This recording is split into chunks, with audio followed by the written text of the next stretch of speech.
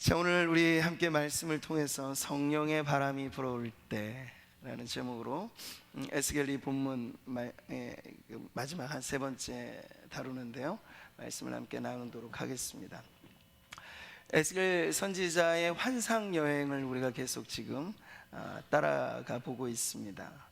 참 하나님의 성령이 임하시고 주님의 그런 권능이 그를 움직이셨을 때 우리 기대하는 바로는 그 환상이라고 하는 것이 정말 기가 막힐, 바울이 경험했던 것처럼 상층천의 환상 이런 거면 얼마나 좋겠어요.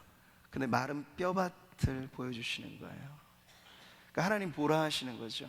그리고 선지자로서 무언가 말하기 이전에 먼저 하나님의 시선에 그가 함께 동참해서 이 땅의 형편이 어떠한지를 봄으로써 이제 하나님의 어떠한 역사가 일어나는지를 지금 이제 쭉 살펴보고 있는 것이죠. 하나님께서 참 어려운 도전을 하셨어요. 이 뼈가 능히 살겠느냐 물으셨죠. 선지자는 주께서 하시나이다 답을 했고요. 그랬을 때 하나님께서 곧바로 하신 말씀, 이 뼈들에게 대언하라고 말씀을 하신 거예요. 그래서 우리가 사실 이 땅에 많은 어려운 형편들, 불가능에 가까워 보이는 여러 가지 어려운 일들이 있겠습니다만 에스겔 선지자처럼 마른 뼈에 대하여 대언한다는 것과 비교해 본다면 우리는 그래도 도전해 볼 만한 일들이라고 생각해 볼 수 있지. 이건 정말 불가능의 자리에서 하나님 무언가 일을 시작하신다 하는 거예요.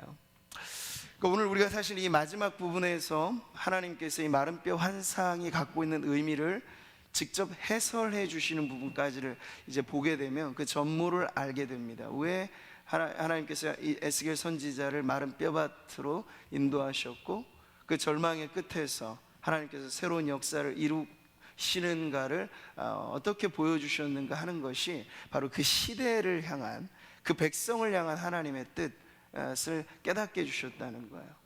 그래서 오늘도 우리가 하루 온종일을 나라와 민족을 위해서 뭔가 품고 기도한다라고 했을 때 이렇게 정말 에스겔 선지자가 경험했듯이 불가능을 가능케 하시고 전능하신 하나님께서 이 민족 가운데 역사하시면 우리가 아무리 공경에 처하고 정말 소망 없음, 절대 절망의 자리를 하더라도 뭔가 역사는 일어난다 하는 것을 우리가 보게 될 것인데요, 오늘 이 말씀을 통해서 우리가 계속해서 오늘 이 영시까지 다시 24시까지 이어지는 우리의 기도가 이 나라와 민족에 어떤 소망을 갖고 기도해야 할 바를 깨닫는 은혜가 있기를 바랍니다. 자, 근데 보세요. 이 말씀이 대언을 했을 때 이 뼈들이 서로 조각 맞춤을 하였죠. 그래서 가죽이 덮여지고 힘줄이 돋아나고 제법 이제 사람의 모양을 갖추게 되었습니다.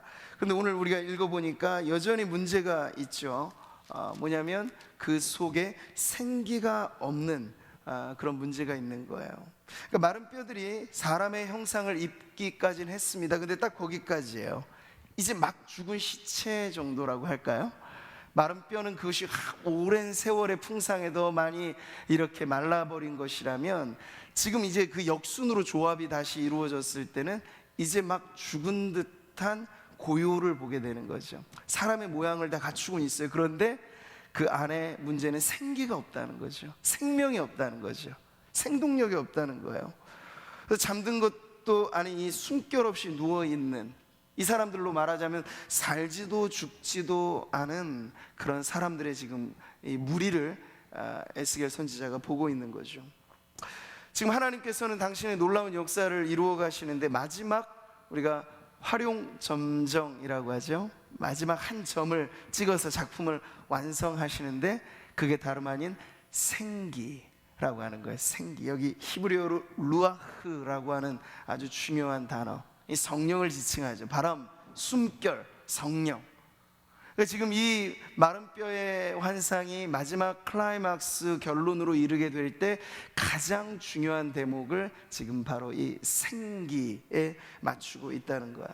그래서 지금 놀라운 사건이 일어난 바로 핵심 키워드는 생기입니다. 많이 지금 반복되고 있어요. 그래서 하나님께서 지금 중단된 역사, 살지도 죽지도 않은 듯한 그 사람들, 아니 실제로 말하자면 아직 죽어있는 상태인 그 사람들에게 대하여 새로운 역사를 이룩하시려고 명하시죠. 9절 말씀이에요. 인자야 너는 생기를 대하여 대언하라 라고 지금 말씀하고 있죠. 그래서 지금 선지자는 하나님의 말씀을 받아서 서로 다른 두 대상을 향하여 지금 대언하고 있는 거죠. 먼저는 마른 뼈에게 대언을 했어요.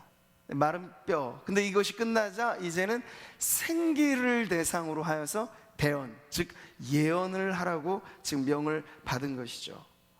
자, 이 두 번에 걸친 명령에서 가르쳐주는 이 반복은 역시나 생기가 너무나 중요한 문제다 하는 것을 가르쳐 줍니다. 마른 뼈가 서로 붙었어요. 힘줄과 살과 가죽이 덧입혔어요. 사람의 모양은 갖추었어요. 그러나 그것이 끝이 아니라는 거죠. 이걸 우리가 창세기 2장에 나와 있는 사람을 창조하시는 장면에서 보면 이해할 수 있겠습니다. 이런 말씀이 있죠. 같이 한번 읽어볼까요? 여호와 하나님이 땅의 흙으로 사람을 지으시고 생기를 그 코에 불어넣으시니 사람이 생명이 되니라. 그러니까 흙으로 지음받은 모든 것이 다 형상은 갖추고 있는 거예요. 그런데 호흡이 없어요. 생기가 없기 때문에 여기 생명이라고 하는 말은 살아있는 존재라는 뜻이거든요. 살아있지 않은 존재여서 인간으로서의 이 어떤 총명 그리고 인격 그 모든 것을 갖춰서 다른 동물들과도 다른 독특한 하나님의 창조의 면류관으로 완성품이 되기 된 마지막 부분은 이 생기가 불어와서 그렇게 살아있는 존재가 되었다는 거죠. 그 전까지 아담은 그저 흙덩어리였다고 말할 수 있겠어요. 그런데 생기를 불어넣어 그제서 이제 영혼이 있는 존재, 살아있는 존재가 된 거죠. 그러니까 지금 에스겔 환상은 첫 창조와 매우 비슷한 방식으로 이루어지는 생명의 역사를 보여주고 있는 거예요. 그래서 여러분 우리가 구원을 말할 때 구원받은 하나님의 백성이라고 말할 때 그것은 제2의 창조라고 부를 만큼 어마어마한 일인 거예요. 예수를 믿고 구원받고 하나님의 자녀가 되고 영생을 얻게 된다라고 하는 것이 절대로 가벼운 일이 아니고 불가능이 가능하게 된 일이라는 거죠. 여러분 지금 이 자리에 하나님 믿음으로 기도하는 자리에 나오신 성도님들은 저마다 하나님의 가장 최고의 작품인 줄 믿으시기 바랍니다.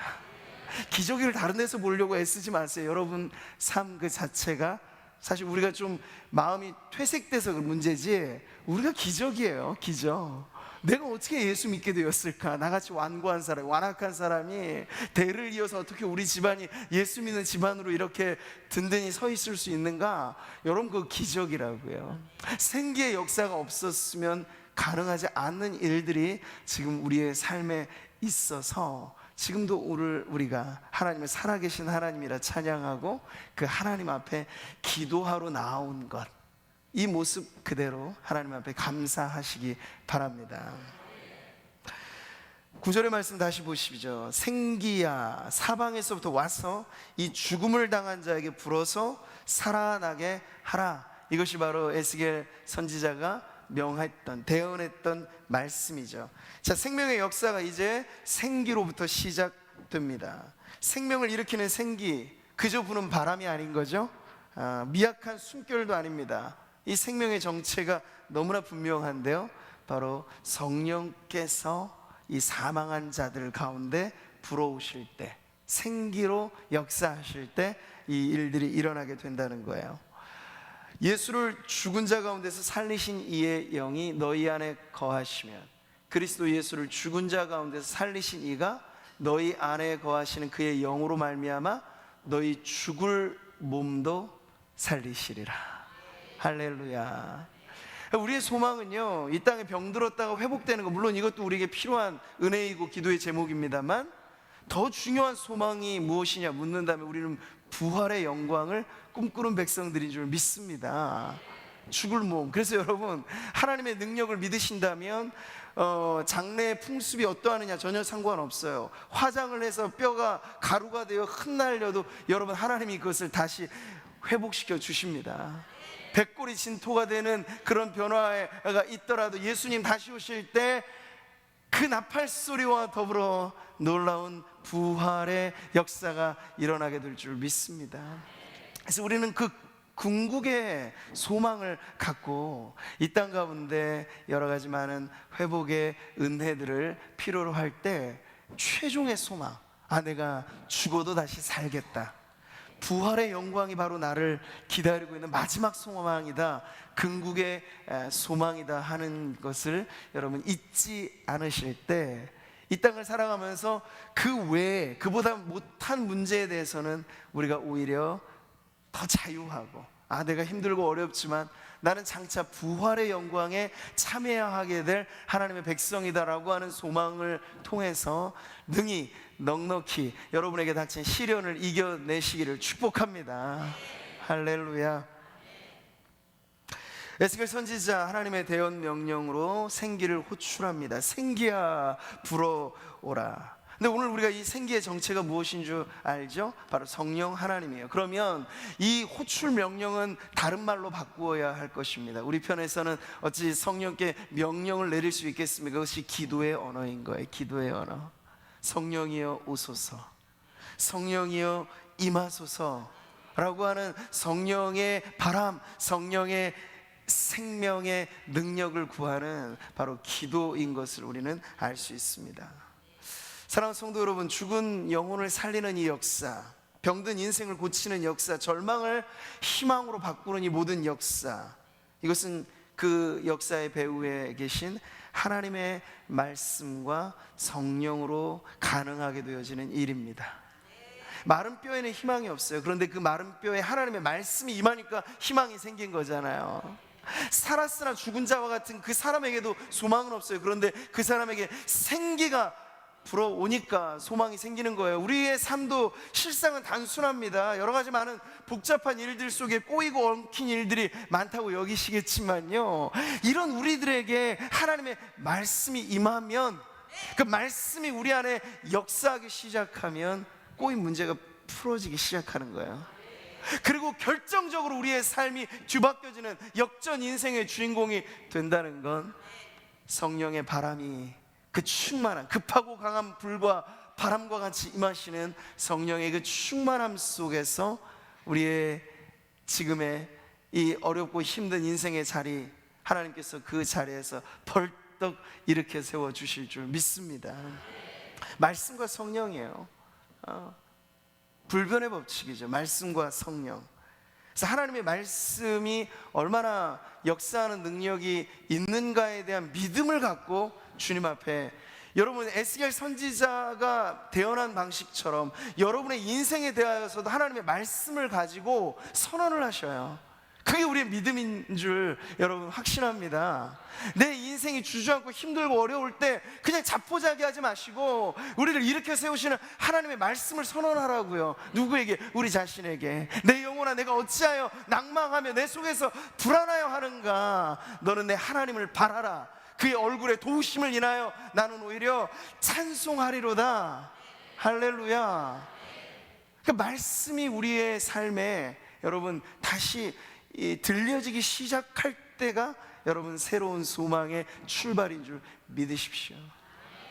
그리고 성령께서 우리 가운데 불어오시면 무력함의 문제가 해결되고, 우리의 힘만 가지고는 우리가 원하지만 이루지 못하고, 죄와의 싸움에서도 이게 죄인 줄 알지만 이겨내지 못해서 늘 쳇바퀴를 돌리는 거잖아요. 우리가 모르는 게 아니에요. 알아요. 아는데 못해요. 이게 문제인 거예요. 근데 이 문제, 이 무능력한 죄로 인하여 절대적으로 연약해진 우리의 인생을 전능하신 하나님, 엘샤다이 하나님, 성령께서 강건하게 하시면 죄와의 싸움에 승리하게 될 줄 믿습니다. 다른 어떠한 대적보다 사실 우리가 늘 예의주시하면서 우리가 싸워야 할 대적은요, 우리 밖에 있지 않아요. 우리 안에 내주하고 있는 죄의 세력이라고 할 수 있겠습니다. 우리가 정말 경계태세를 취해야 할 적은요, 눈에 보이는 사람이 아니에요. 눈에 보이지 않는 우리의 원수 마귀, 바로 그 대적과의 싸움에 있어서 우리가 연약할 수밖에 없겠죠. 그러나 성령의 능력이 우리 가운데 충만하게 임하시면 그 대적해야 할 원수 마귀와의 싸움에서도 승리하게 될 줄 믿습니다. 그런 점에서 저는 오늘 우리 사랑하는 성도님들 안에 하나님의 전신갑주로 무장되는 축복이 있으시기를 바랍니다.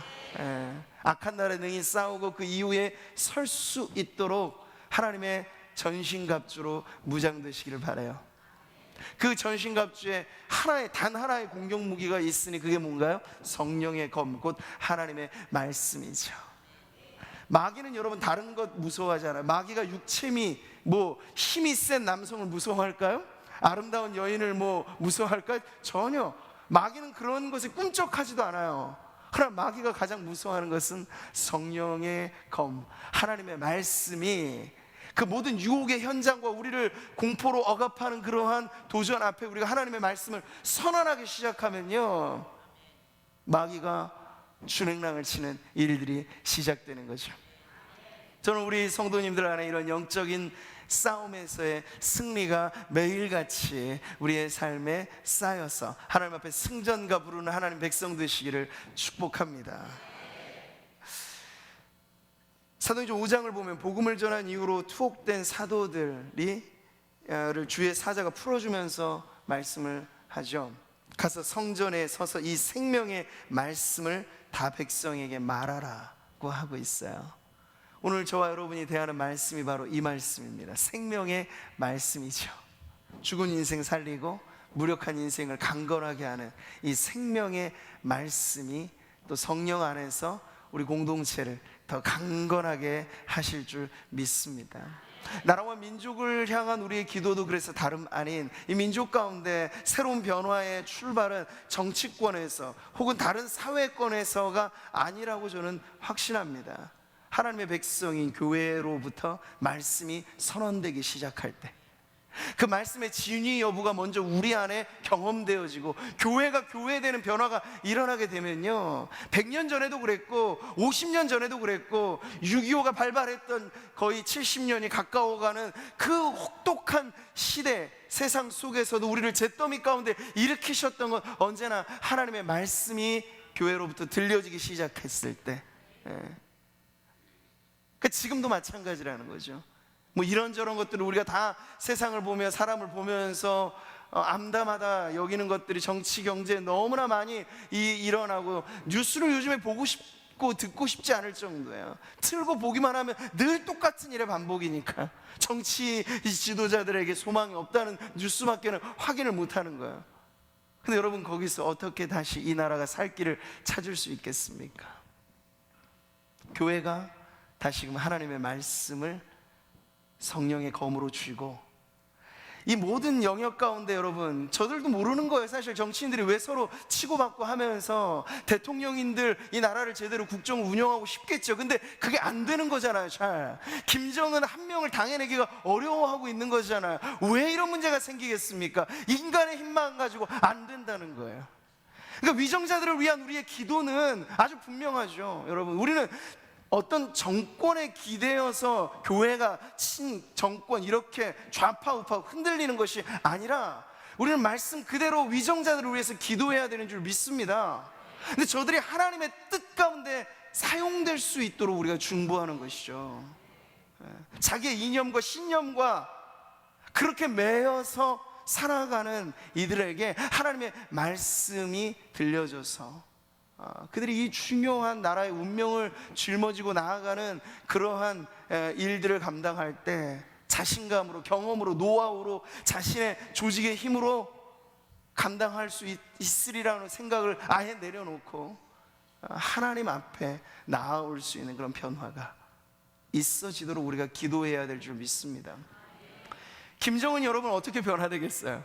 트럼프하고 단판을 벌여도 안 바뀌고, 얼마나 사실은 이 모든 역사를 보면서 이 젊은이 한 명을 온 세상이 당해내기 힘든 걸 우리가 보고 있잖아요.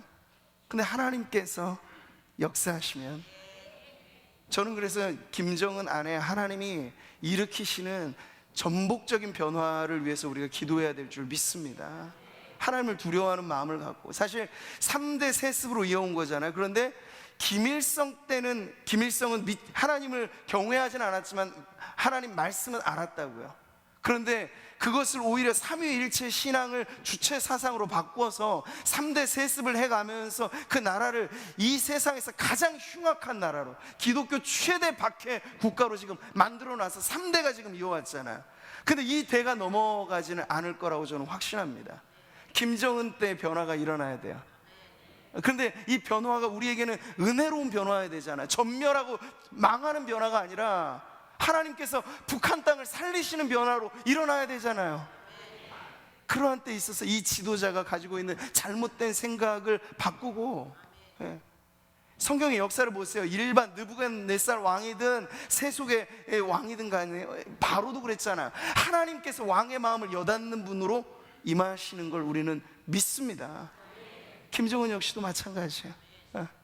외교적인 협상을 통해서 협상 테이블에서 변화되기가 여간 어려운 것이 아닌데, 그 안에 정말 하나님을 향한 근본적인 두려움이 일어나서, 내가 지금 무엇 하고 있는가, 인생과 그 모든 그 체제 안에서 끝갈 데 없는 그런 문제 앞에서 변화되어지는 그런 역사를 위해서 우리가 기도해야 될 줄 믿습니다.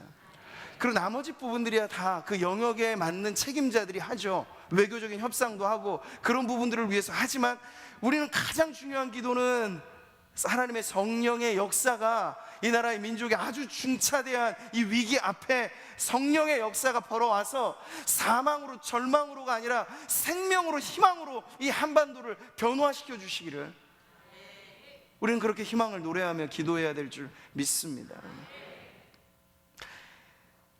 말씀 없는 성령, 성령 없는 말씀, 이것은 다 문제입니다. 성령은 말씀과 함께 행하시고요, 말씀은 성령의 검이 될 때 비로소 능력이 있습니다. 그렇기 때문에 우리는 언제나 말씀과 성령으로 역사하셔서 마른 뼈를 살리시는 하나님의 그 역사를 사모하면서 우리의 삶에도 이것이 그대로 대입돼서 힘들고 어려울 때마다 다른 번지수를 잘못 찾아가는 게 아니라 말씀과 성령의 메인바 되어서 이 문제를 정면 돌파해가는 믿음의 백성들이 되시기를 축복합니다. 자, 이제 에스겔의 환상 여행의 마지막 지점에서 우리는 이 마른 뼈가 어떻게 변하는지를 보게 되죠. 극히 큰 군대로 일어나게 됩니다. 지난날 손톱을 겨룰 없이 무참하게 패했던 오합지졸의 군대가 아닙니다. 거기 패해서 죽어버린 뼈들이잖아요. 그런데 이 뼈들이 다시 살아나니 위풍당당한 여호와의 군대로 변합니다. 그리스도의 군사들, 용맹무쌍한 십자가의 군병들로 변화되어지는 자리를 우리가 보게 되는 거죠. 이 놀라운 환상의 막이 내릴 때, 이제 제가 앞서 말씀드린 것처럼 하나님께서 친히 이 환상에 대한 해설자로 이것을 풀어주세요. 11절부터 14절의 말씀이 그런 것인데요, 여기를 보면 우리는 알게 되는 건, 이 마른 뼈의 등장, 마른 뼈가 변화되어지는 이 과정, 이 모든 것에 있어서 하나님은 그들의 시점에서 눈높이로 지금 선지자를 사용하신 것을 알 수 있습니다. 자, 여기서 보니까 하나님께서 말씀하시죠. 이 뼈들은 이스라엘 온 족속이라, 다른 이방인이 아니야. 하나님의 백성이 말라 비틀어져 있다는 거예요. 자, 그런데 그들은 이 사망의 그늘에 앉아서 절망을 노래하면서 그들 스스로가 한 말이 이랬다는 거죠. 같이 한번 읽어볼까요? 우리의 뼈들이 말랐고 우리의 소망이 없어졌으니 우리는 다 멸절되었다. 어디서 많이 들어본 이야기 아닙니까? 요즘 이 나라의 사람들이 하는 말이죠. 헬조선이라는 말이 가당키나 할까요? 그런데 그게 젊은이들의 입에는 이제 실제 희망 없는 세상을 표현하는 말이 된 거예요. 이것저것 다 포기해버리고 우리는 그저 왜 사는지 묻느냐, 누가 물으면 그저 조소 섞인 웃음으로만, 분명한 인생의 궁극적 목적 없이 부유하듯 떠다니는 그런 인생들로 가득한 이 시대의 말이 정확하게 지금 에스겔 선지자가 살았던 시대의 말과 같다는 것을 우리가 보게 되는 거죠. 바벨론 지금 포로가 되기 전까지 그들은 하나님이 앞서서 경고하셨음에도 불구하고 듣지 않았습니다. 회개하지 않았습니다. 그랬더니 결국은 그 말씀대로 이루어졌죠. 그런데 참 선지자의 예언대로 졸지에 이 멸망이 닥치자 그들은 그제서야 이것이 하나님의 말씀이 이루어진 것을 알게 된 거예요. 그러면서 그들은 그 포로된 자리에서조차도 하나님을 의지하며 주께로 나아오며 살 길이 열려질 텐데 그들은 그러지 않았다는 거예요. 이제 우리는 망했다, 우리는 안 된다, 희망을 접어라, 이렇게만 서로들 절망을 곱씹기만 했다는 거죠. 그들 스스로가 우리는 마른 뼈다, 가망 없다, 희망 없다 이야기했던 거예요. 마른 뼈들의 노래를 우리는 매 시대마다 사실은 보고 있는 거죠. 그리고 오늘도 다름 아니에요. 유행이 마치 돌고 돌듯이 이 세상, 하나님을 떠나면 언제든지 마른 뼈들의 노래가 세상을 장악하게 됩니다. 우리는 안 된다, 포기해라, 될 수 없다. 근데 여기에 대해서 하나님이 지금 도전하시는 거죠. 너네가 정말 안 될까? 그래, 너네 자신으로는 안 되지. 마른 뼈가 무엇 할 수 있겠어. 그런데 하나님의 말씀이 불어오면, 들려지면 너네가 안 된다라고 말하는 그 절망이 이제 희망으로 바뀌어지게 될 거다. 우리 하나님은 절대 소망의 하나님이십니다. 하나님이 우리에게 숱한 말씀을 주시는 이유, 오늘도 여러분의 말씀을 듣고 기도하는 자리에 부름받은 이유, 우리를 살리시고자 하는 거예요. 다름 아니죠. 우리가 죽기를 바라셨다면 여러분, 하나님은 아예 말씀을 들리게도 안 하실 거예요. 그럼 마른 뼈는 그대로 마른 상태로 더 말라가면 끝나버리겠죠. 근데 하나님은 우리를 살리시고자 하는 뜻이 있으셔서 숱하게 오랜 세월, 숱하게 많은 말씀을 듣고 전하고 말씀을 붙잡고 그렇게 기도하는 자리로 인도하시는 거예요. 이것이 오늘 우리를 향한 하나님의 마음인 줄 믿으시기 바랍니다. 예레미야가 애가를 부르면서 우리를 향한 하나님의 본심은 우리의 고난, 고통 그 자체가 아니고 이것을 통해서 우리가 하나님께 나아오는 것, 회복되는 것, 다시 살게 되는 것, 바로 그렇게 고백하였던 것처럼 오늘 저와 여러분 에스겔의 이 환상 여행에 대한 하나님의 설명을 통해서 하나님의 본심을 여러분 마음 가운데 품으시기를 축복합니다. 하나님에게 좀 서운하고 섭섭한 마음, 우리가 오래도록 무언가를 구하였지만 하나님 듣는 동 마는 동 아무런 응답도 없으신 것 같다는 그러한 자조 섞인 스스로의 결정으로 이제 아무것도 할 필요가 없다 내려놓고 있는 분들이 없으시기를 바랍니다. 물론 이 금요철에 기도하는 자리에 나오시는 분들 안에는 우리에게 안에 때로는 강렬하진 않아도 시로라기 같은 희망을 갖고 여러분 나오신 줄 믿습니다. 근데 그 희망이 결코 작지 않고 아주 분명하게 우리를 이끌어내는 삶의 끝에서 새로운 역사를 이루게 하신다는 걸 여러분 오늘 말씀을 통해서 확신하시기를 축복합니다.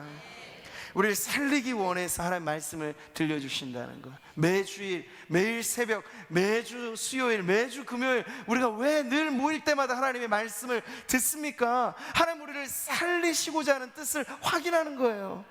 들으면 살 것입니다. 믿음 역시도 들음에서 납니다. 여러분에게 없던 믿음이 다시 바닥을 긁는 듯한 믿음의 이 밑바닥에 머무르신 분들이 혹 계시다면 오늘 다시 한번 하나님의 말씀으로 여러분 소망을 가지시기를 축복합니다. 그래서 우리는 알게 되는 거예요. 진짜 위기는 경제 문제가 아니고, 진짜 위기는 정치 문제가 아니고, 진짜 위기는 어느 시대를 막론하고 하나님의 말씀이 제대로 들려지지 않는 것이 진짜 위기라는 거죠. 아모스 선지자가 이렇게 말하잖아요. 같이 한번 읽겠습니다. 주 여호와의 말씀이니라. 보라, 날이 이를지라. 내가 기근을 땅에 보내리니 양식이 없어 주림이 아니며 물이 없어 가람이 아니요 여호와의 말씀을 듣지 못한 기갈이라. 제가 이번에 필리핀에 다녀와 보니까 그 랑감 상모교회가 세워진 교회가 그래요. 그리고 우리 권성교사님이 1차 개척한 교회로 Christ above all Christian Church라는 지역도 우리가 갔습니다. 그 모든 지역이 다 아주 사실 우리로 현재 경제 수준이나 문화로 비교하면 아주 낙후된 지역이에요. 그러니까 이 필리핀이라고 하는 나라도 이 도시화 현상 자체로 대도시에 들어가면 우리나라 어떤 도시하고도 차이가 안 날 정도로 엄청나거든요. 그런데 이제 이런 도심의 끝자락 가면, 시골로 가고 하면 엄청나게 열악한 환경에서 살아가는 이들이 많죠. 그런데 저는 오히려 그들의 모습 속에 희망을 보았습니다. 이 필리핀 지역 안에는요, 지금 일찍부터 사실은 결혼을 해서 자녀를 놓고 많이 놓고 해가지고 그 낙후된 지역, 도시에는 사람을 볼 일이 많지는 않은데 오히려 그런 지역에 가면요 밟히는 게 사람이더라고요. 근데 그 사람 중에 대부분이 어린 아이들, 젊은이들, 그리고 엄청나게 많은 것을 보게 되었어요. 이번에 그 아이들 피딩 사역이라고 해서 급식 사역을 하면서도 한 학교에 한 300명가량 아이들을 불러 앉혀다가 거기다가 먹을 거 주면서 제가 또 해보지도 잘 못했던 어린이 설교도 막 하면서 아이들하고 복음을 전하고 그랬거든요. 근데 그 아이들의 눈망울이 다른 걸 봤어요. 비교가 안 될 수 없더라고요. 우리나라 아이들의 눈망울, 가진 것 많고 어릴 때부터 좋은 옷에 좋은 학원에 엄마들은 부모는 등골 빠져가면서 자녀들을 그를 위해서 그렇게 많은 것들을 입혀주고 먹여주고 하는데 이 아이들의 눈망울에 그렇게 초롱초롱한 게 사실 우리나라 아이들에게 잘 안 보이잖아요. 그런데 여러분, 이 낙후된 지역에 사는 필리핀의 아이들은 얼마나 초롱초롱하게, 우리가 별거 준 것도 없어요. 사실 이 퍽퍽한, 우리 애들한테 만약 이 핫도그 만들어서 주면 아이들 던져버릴 거예요. 사실 그렇더라고요. 우리가 즉석에서 핫도그로 만들어 주긴 했는데 이게 별 볼품은 없어요. 근데 아이들이 얼마나 감사하면서 그걸 먹는지, 그리고 이 핫도그 하나 주면서 복음을 전할 때 얼마나 아이들이 그것에 반응을 하는지, 아, 필리핀에 미래가 있다. 자라나는 다음 세대의 아이들에게 이런 모습을 보면서 그것을 알 수 있었는데요. 그러니까 오늘 우리나라를 위한 우리의 기도는 여기서 여러분 더 4만 불에서 5만 불 시대로 가는 것이 우리의 행복입니까? 여러분, 이거 잘 두고 보셔야 돼요. 경제 지수에 따라서 우리가 지금 불행하기도 하고 행복하기도 한다. 잘못된 지금 세상의 가치관이 우리를 메우고 있는 것이죠. 아, 저것만 더 소유하면, 아, 우리가 집만 얻으면, 직장만 가면, 결혼만 하면. 근데 물론 다 중요한 우리의 인생의 과제고 숙제입니다. 그러나 근본 하나님의 말씀 안에서 우리 안에 소망이 발견되어지지 않으면요, 어릴 적부터 이 세상의 성공 방식에 따라서 좋은 대학, 좋은 직장, 좋은 배우자, 좋은 집, 한 단계 한 단계 다 밟아가도요, 그 성공의 마지막 사다리 위에는 허무밖에는 남아있지 않는 거예요. 우리가 기도해야 하는 이 나라의 민족의 절대적인 소망의 새로운 시작은 정치권에서 경제, 사회 아니고요, 하나님의 말씀이 이 민족 가운데 다시 바람같이 불같이 임하는 성령의 역사를 통해서 일어나야 된다는 거죠. 그럼 너무나 자명한 이치는 교회가 이 부분에 있어서 소망의 등대로 회복되어야 한다는 거죠. 더 암담한 현실을 저는 정치권에서 보지 않아요. 교회 안에서 기도해야 될 백성들이 기도하지 않고 말씀에 순종하며 살아야 될 백성들이 순종하지 않는 게 절망이죠. 정치인들에게 여러분, 사회 경제적인 어떤 부분에서가 아니라 우리가 정말 하나님의 말씀에 깨어있고 하나님의 말씀에 붙들림 받아서 담대하게 이 말씀을 가지고 세상을 판단하고 이 말씀으로 세상을 해석하고 믿음으로 승리하며 살아갈 수만 있다면, 구미 땅은 여러분 여기 모여 기도하는 우리 성도들 통하여서 얼마든지 변화될 줄 믿습니다. 그래서 자긍심을 가지고 여러분 살아가시기를 바라요. 아, 내가 어떻게 사느냐에 따라, 하나님의 백성인 내가 어떻게 살아가느냐에 따라 이 땅에 희망의 물꼬가 트이기도 하고 그렇지 않을 수도 있겠구나 하는 그런 책임의식, 이 시대를 향한, 이 나라를 향한 우리 각자가 갖고 있는 책임의식. 그래서 말씀이 먼저 내게 들려줘야 되고, 에스겔이 그랬던 것처럼 그 말씀을 메마른 뼈들에게 전할 때에도 주저하지 않고 담대하게 선언할 수 있는 그런 믿음으로 여러분 강건하게 서신다면, 우린 교회의 역사를 통해서 그걸 보는 거예요. 모든 부흥의 시기는 다 그 시대마다 절망이라고 말했던 순간에 새로운 희망이 꼽혔던 이 역사가 부흥이거든요. 지금이 그래서 절호의 찬스예요. 너무나 여러 가지 많은 겹겹이 에어싼 어려운 상황 속에 교회가 다시 한번 위기의식과 책임의식을 동반하여서 하나님 앞에 나 혼자 잘 먹고 잘 사는 문제만이 아니라 내가 이대로 하나님의 거룩한 백성답게 살지 않을 때 일어나게 될 이 문제들을 두려워하면서 하나님 앞에 소스라치게 놀라는 마음으로 내가 이래서는 안 되지, 거룩한 백성으로 살아야지 결단하면서 하나님의 말씀이 내 안에 역사하시도록 거기에 순종하면서 말씀대로 살아내는 성도님들이 되시기를 축복합니다. 언제나 우리가 말하듯 인간의 위기는 하나님 편에서는 기회입니다. 위기를 경험하지 않을 때 인간은 자고하죠. 바벨탑을 쌓습니다.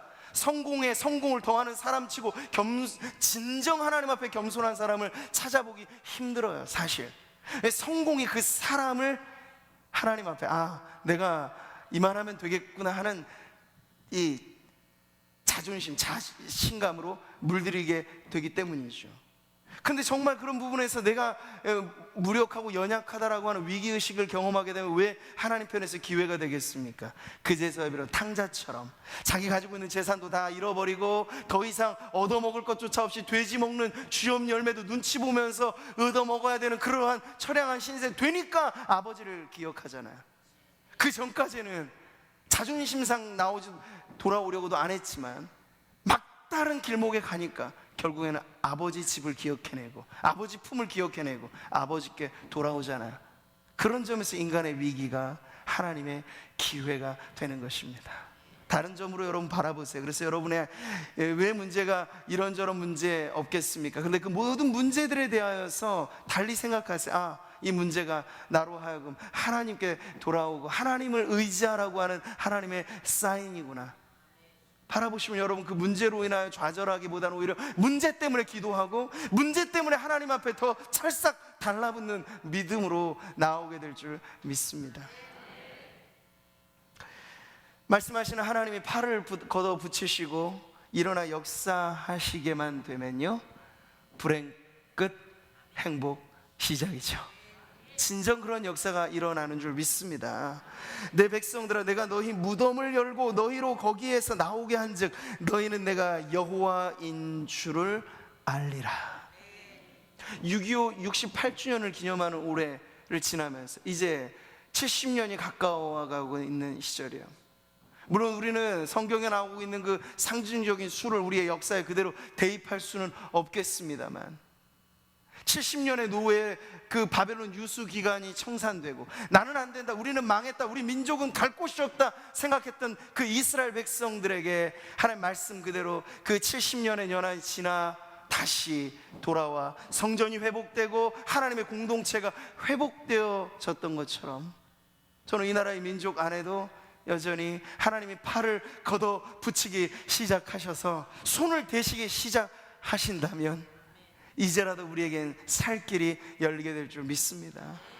그 하나님 바라보면서 우리가 기도하며 나아갔으면 좋겠습니다. 하나님의 열심이 우리의 희망입니다. 하나님의 열심은 우리를 향한 절대적인 사랑의 표현입니다. 하나님께서 회초리를 드시는 것조차도 우리를 사랑하기 때문입니다. 관계 없으면 아예 아무 말씀 안 하십니다. 그걸 육이라고 하는 이 아주 저주스러운 하나님의 방법이죠. 그런데 하나님의 백성들에게 대해서 하나님 유기시키지 않으세요. 말씀하세요.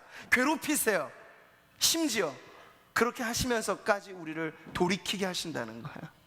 성경이 말씀하잖아요. 주님이 나를 괴롭게 하시면 주의 성실하심 때문이니이다.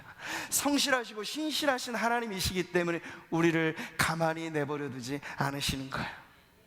우리가 마른 뼈라고 스스로 생각하고 나에겐 아무런 희망이 없다라고 말하는 자기만의 착각에서 벗어나 내가 일하기 시작하면 너는 살게 될 거야, 다시 생명의 역사가 일어나게 될 거야, 이런 하나님의 본심과 하나님의 열심에 기대어서 오늘 우리가 주님 앞에 나아갈 때 우리 개인뿐만 아니라 이 나라의 민족도 다시 한번 소망의 선상에서 새로운 꿈을 꾸고 하나님의 역사를 기대하며 나아가는 성도님들 되시기를 축복합니다. 내가 본즉 도와주는 자도 없고 붙들어주는 자도 없으므로 이상하게 여겨 내 팔이 나를 구원하며, 하나님 말씀이세요. 내 분이 나를 붙들었음이라.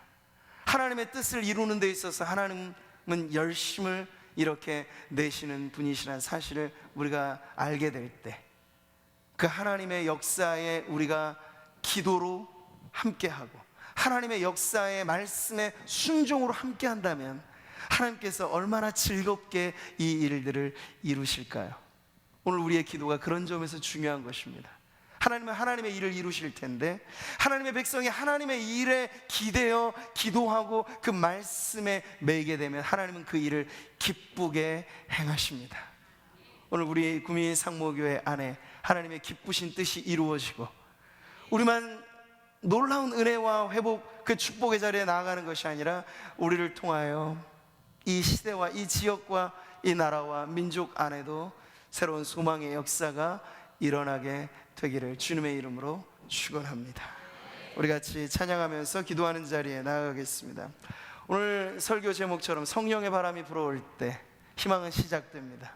우리가 오늘도 의지하게 되는 것은 오소서 성령이에요. 생기를 대하여 명하게 하셨던 것이 이 마른 뼈가 살아나는 최후의 소망이었던 것처럼 오늘 우리를 살리시는 하나님의 역사는 이렇게 일어날 것입니다.